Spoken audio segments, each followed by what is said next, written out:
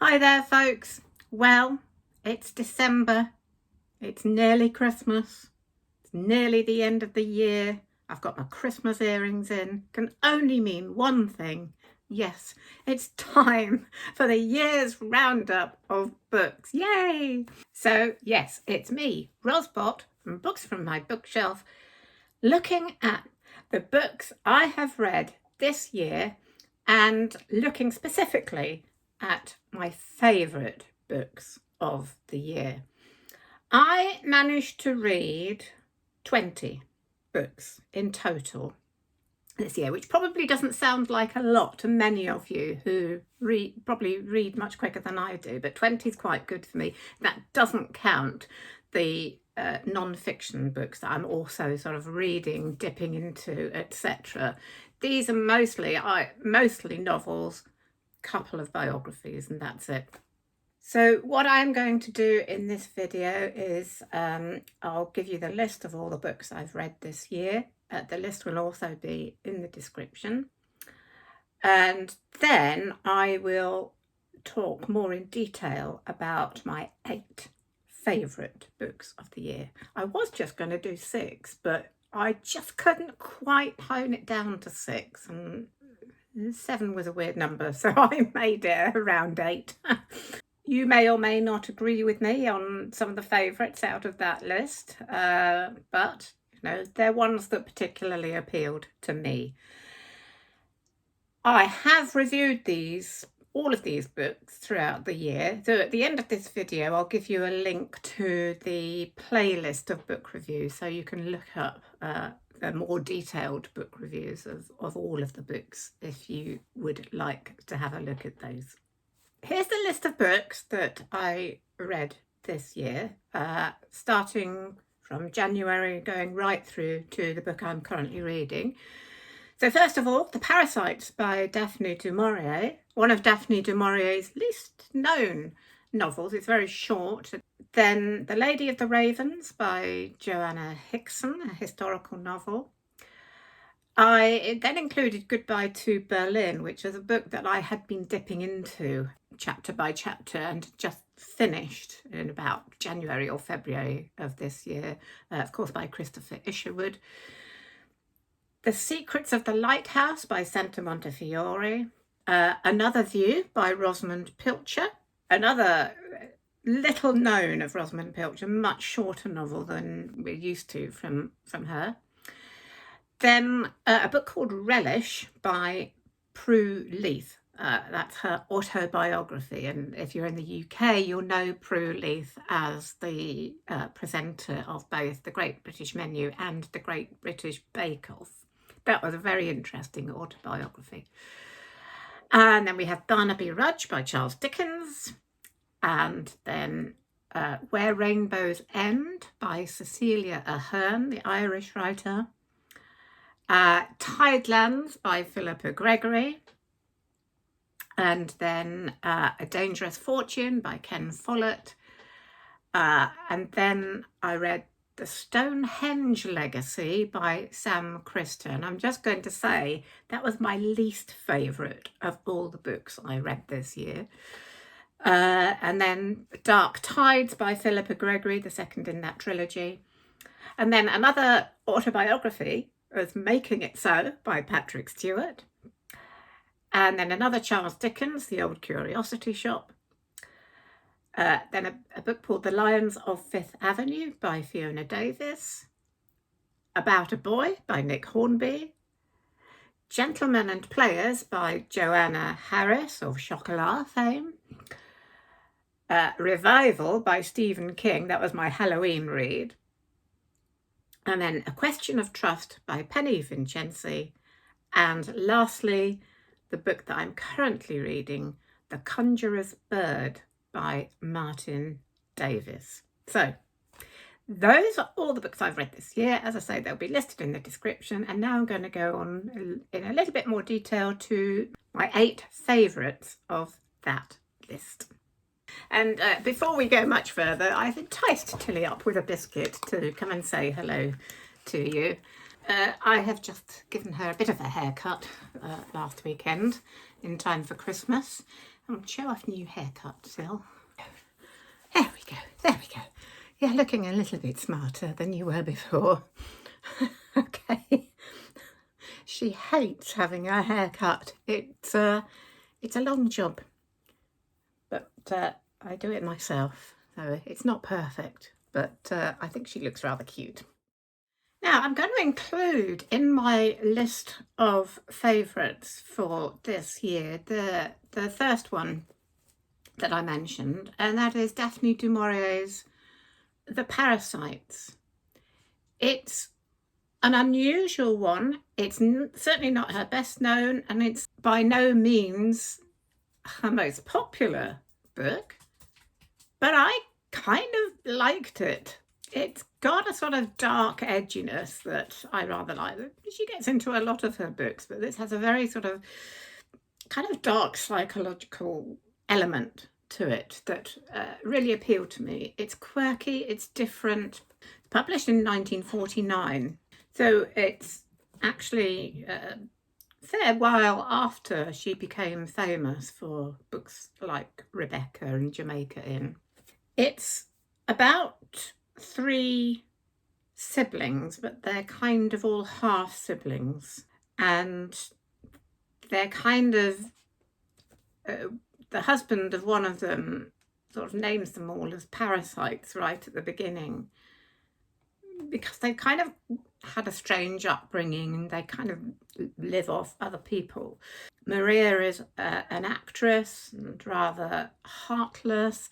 Niall is a fairly talented piano player, but doesn't really do much with it. Then there's Cecelia, who is more of a people pleaser, but hides herself and is not really quite honest with herself or others.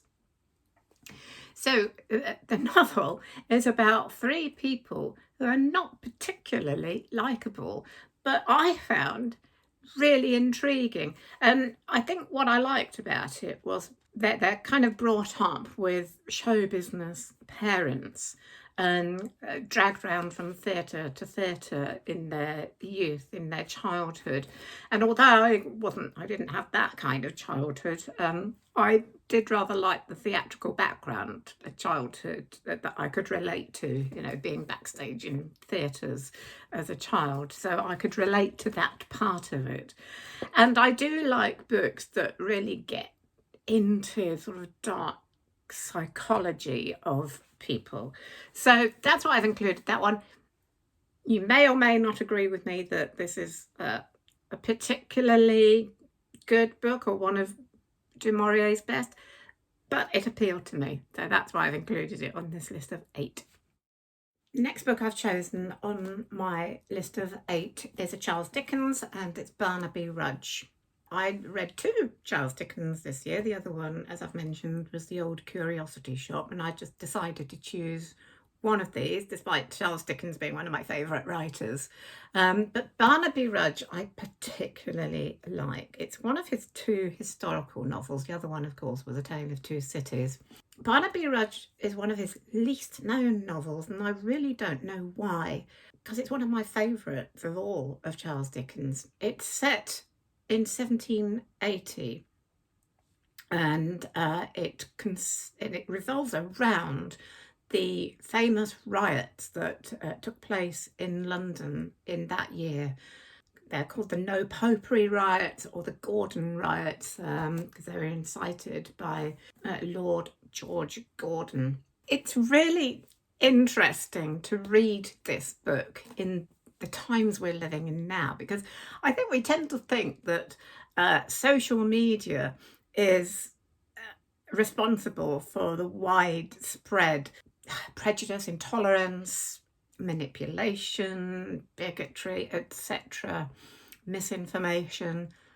But when you read a book like Barnaby Rudge, you realise these things were happening years ago. And it's that kind of whipping up, the religious fervour that whips up misinformation and leads to unrest amongst the uneducated, the vulnerable.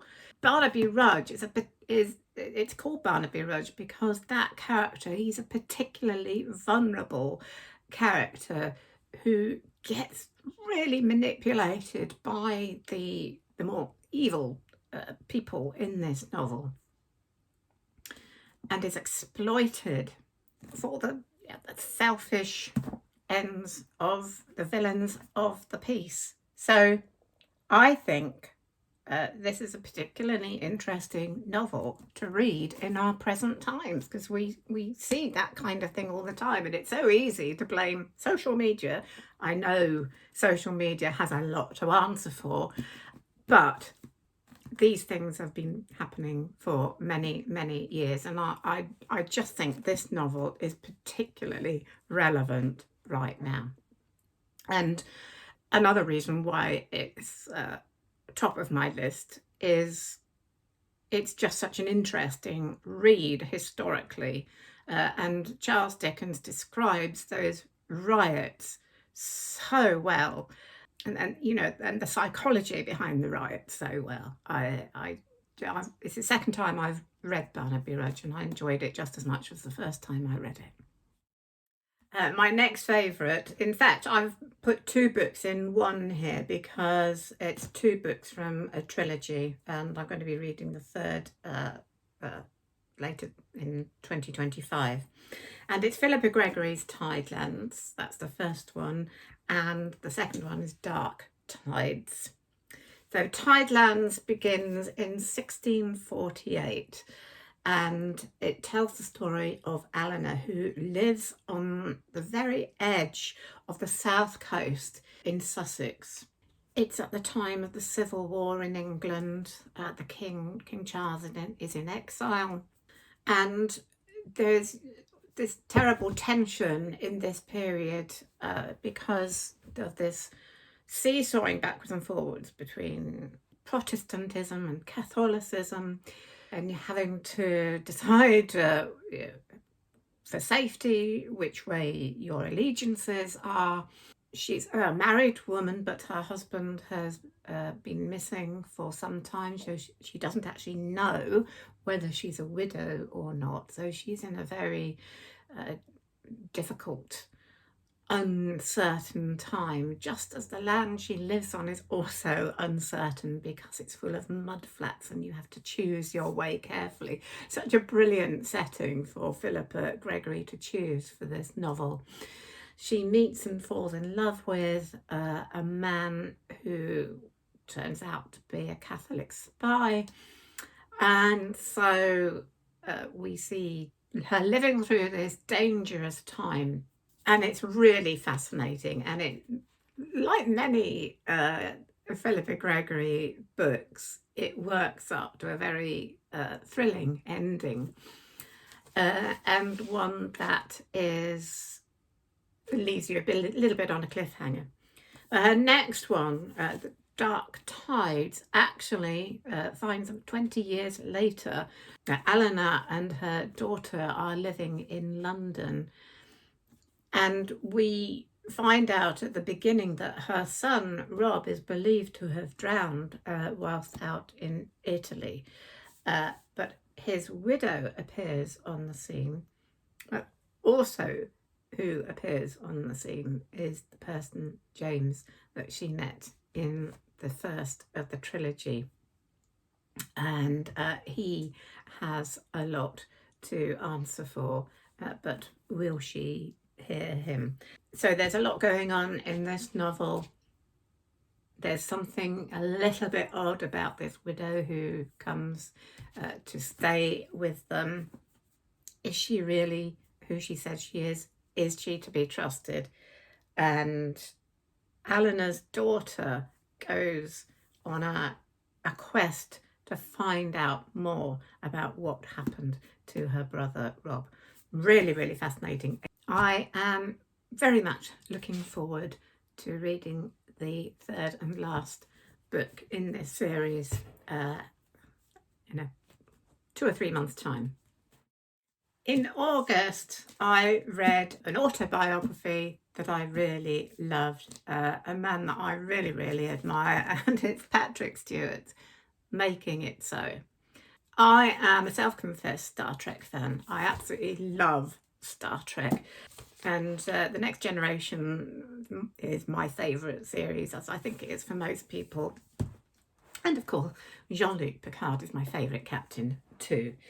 If you have seen my review of this book, Making It So, you'll know that I've also met Patrick Stewart. I was working at the Royal Shakespeare Company at the same time that he was playing there. He wouldn't remember me, but my father worked with him at one point as well. So I've admired him for a long time, well before he was in Star Trek. He was a Royal Shakespeare Company actor for a long time. He did not expect to go into films, television or films at all. He always very much a theatre actor. And you will see, you know, if you read this book, how we actually very, very nearly did not have Patrick Stewart playing Jean-Luc Picard. So I'm very, very glad that we did, but it was so much on a hair's breadth. And of course, he talks about his upbringing. I was actually really surprised. I mean, we know he's a Yorkshireman, but I was quite surprised at what a quite poverty-stricken family he came from in Yorkshire, and how it pretty incredible that he got into the theatre and managed to become the popular actor that he has done. And of course, a lot of the personal relationships, his friendship with Sir Ian McKellen, of course. It's an absolutely fascinating story of the life of this brilliant, brilliant actor. I highly recommend it, and I really enjoyed it. The next book on my list of favourites I read in September, and it's About a Boy by Nick Hornby. Now, I saw the film of this book many years ago, very soon after it came out, I think, of course, with Hugh Grant and Nick Poulter, who plays the wonderful the boy in the title, although who is the real boy in this story is the question. It's always been one of my favourite Hugh Grant films. So when I saw this book in a charity shop, I thought, oh yes, I must read the book. And I enjoyed it, as usual, probably even more than the film, because you get so much more out of the book, of course, and the humour is brilliant. The gentle humour whilst covering really, really difficult themes, such as depression and attempted suicide. And, you know, the Hugh Grant character being a complete idiot. And Nick Hornby manages to do that without trivialising those things, and with this sort of gentle humour around it. It's absolutely brilliant. The film follows the book very, very well until the end, and it actually completely departed from the book at the end. It's a very, very different ending. And I actually saw an interview with Hugh Grant recently where he talks about this, and it was actually, the ending in the film was actually partly his idea, apparently. And I think it actually works better for a film than the ending in the book. But yeah, thoroughly enjoyable, just as enjoyable, if not more so, than the film. I recommend both. In October, I read Gentlemen and Players by Joanne Harris. I've always liked Joanne Harris, some more than others. Another of hers I really loved was the sequel to Chocolat, which is the Lollipop Shoes. I've always loved the sort of dark edginess that she gets into her novels, and this is no different. This is set in a very traditional English grammar school, where the main character, Roy Straightley, who teaches Latin, is very, very old school and hates technology, hates computers, bit of an eccentric, and yet for all that, he is a very sympathetic character. Despite everything, despite his kind of edginess and his dislike of change, there is a warm-heartedness to him that makes him a real human being, and you really like him. But the other main character is a lot more edgy. The whole of the book takes place at the beginning, basically, of across the autumn term, so beginning in September and going right through. And I cannot say too much. As I said when I reviewed this book, it's difficult to say too much about it because there is an almighty twist at the end. I just don't want to spoil it. But there is somebody who has burning resentment about this school and is going to cause a lot of trouble. And it's a bit of a thriller in that respect, and it really builds up to a brilliant ending. I really did love this book.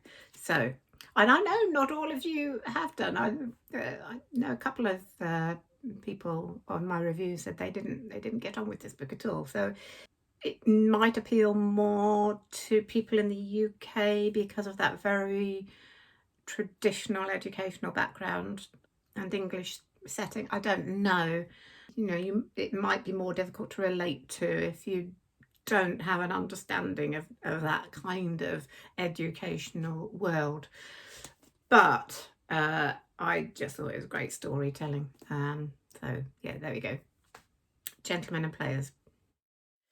Now, my Halloween read this year was Stephen King's Revival. It was actually pretty much my first read of any Stephen King. I read one of the Dark Tower books, but that's one of his children's books I really enjoyed. But I've never really read any of his more adult books, so this was my kind of first introduction to Stephen King. And I totally understand why he is such a world-renowned writer.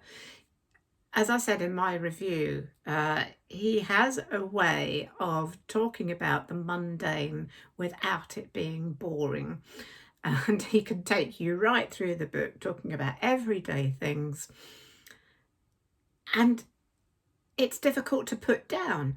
And, the weird thing is about this book is, although we get kind of feelings about something not being quite right and a sense that something is going to happen that's not going to be good later, nothing very much happens until right at the end. And that right at the end thing is quite possibly one of the most frightening things I've ever read. But I just found this such a compelling read.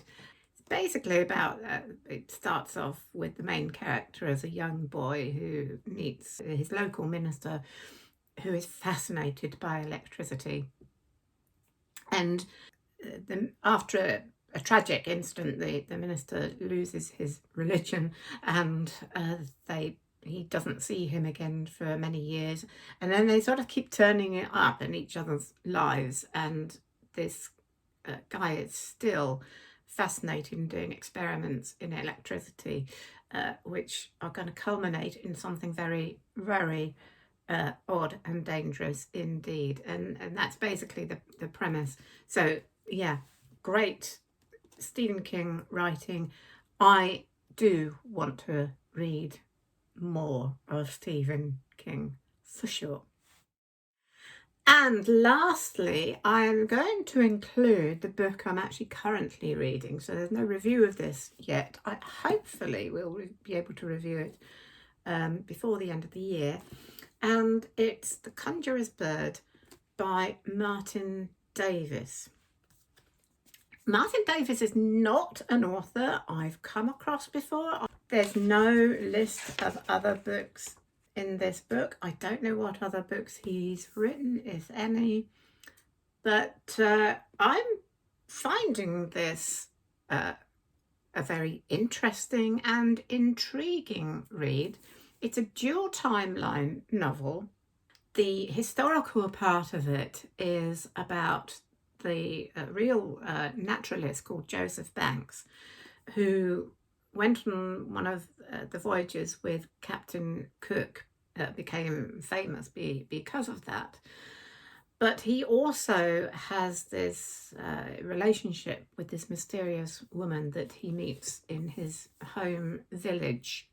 But in the more, it's not actually contemporary, although the book was published in 2005, it's fairly obvious that the sort of more modern part of the story is around about the 1980s. He never actually states that, but I kind of worked that out for myself. More about that when I do the review. There is a mystery surrounding this missing bird. During that period of exploration, a bird was found that had never been seen before, but mysteriously, when they captured the bird, they never found another one like it again. So the bird was actually extinct at the point of its discovery. And in the contemporary part, or 1980s part of the book, not so contemporary really, the main character of John Fitzgerald is trying to find out what happened to this mystery bird that is that last sample of which went missing many years ago, and people are still trying to find out what happened to it. So there's a whole mystery around that. There is an element of some danger. There's a romance, particularly in the historical part. You know, it's really intriguing book if you like historical novels, if you like mystery, and you know, a little bit of a hunt, one of those books with a hunt for something, is really great. So I am really enjoying this book, but of course I will be talking more about it when I come to review it properly. So that is my list from 2024, and I thought it'd be quite fun to try and pick one book that I particularly liked above all the others. That was a really difficult choice. It took me a while, but I decided to go with Gentlemen and Players by Joanne Harris. It just really appealed to me, this book. I loved the dark undertones. I loved the twist. I loved the characters. So yeah, that is my favourite read from 2024. Though I think Stephen King's Revival and Philippa Gregory's Tidelands come a close second and third, I think. So there we go. That is my 2024 roundup. And if you would like to see my reviews of those books, I will put the playlist of reviews up here for you. So coming up, of course, next week is the Christmas week. I think with Christmas being bang in the middle of the week, I don't think it's going to be possible for me to do a video next week. I've got several things on. So hopefully I will be able to do my review of The Conjurers Bird the following week. And then the week after that, I am planning to do my TBR for 2025. I'm really looking forward to doing that. So make sure you are subscribed. And thank you again for all your kind words and for being subscribers. I'm sorry I haven't got the time to respond to all your comments, but I do read them all. Tilly and I wish you a very, very happy Christmas, or whatever it is that you celebrate at this time of year. Do have a lovely time. Stay safe throughout the season and be good. Read lots and I will see you again very soon. Bye for now.